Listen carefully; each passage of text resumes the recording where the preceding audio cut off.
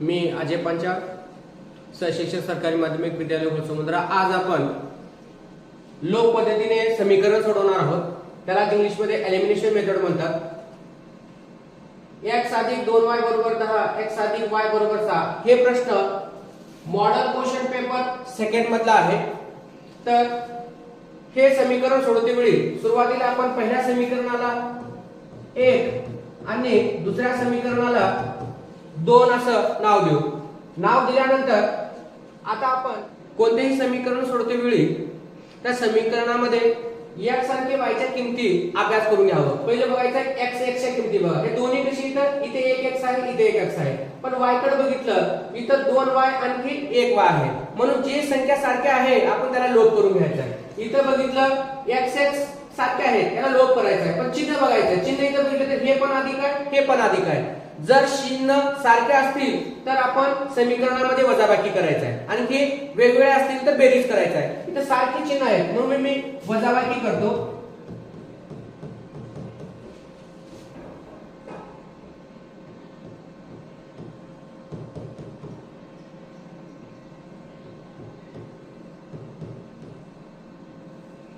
वजाबाकी करते वेळेस खालचे जे आहे इथे चिन्ह बदल होतात।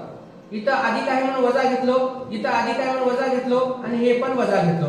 तर अधिक म्हणजे हे अधिक x आहे, हे वजा x झालेला आहे। दोन्ही कॅन्सल होतात, लोप होऊन जातात, म्हणजे निघून जातात। इथं बघितलं तर 2y, पण हे वजा y, हे 2 अधिक y मधून 1 वजा y गेले तर आपल्याला भेटणार आहे y। तर हे 10 आहे आणि हे वजा 6 झालेला आहे, म्हणजे 10 मधून वजा 6 गेले तर किती येणार? 4 येणार। म्हणून y बरोबर 4 आपल्याला मिळालेला आहे। तर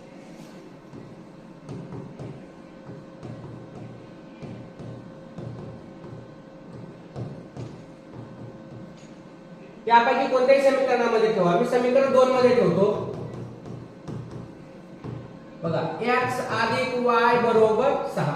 तर y ची किंमत आपल्याला 4 मिळालेला आहे, म्हणजे या ठिकाणी 4 ठेवायचा आहे। x + y ची किंमत 4 आहे म्हणून मी इथे 4 ठेवतो बरोबर 6। तर x लिहितो, पलीकडची किंमत 6 लिहितो। तर ही किंमत या बरोबर चिन्हाच्या पलीकडे गेली असता अधिक आहे म्हणून वजा मिळेल। तर x बरोबर 6 मधून 4 गेले असता याची किंमत, म्हणून x बरोबर 2 आणि y बरोबर 4 अशा किमती मिळालेल्या आहेत।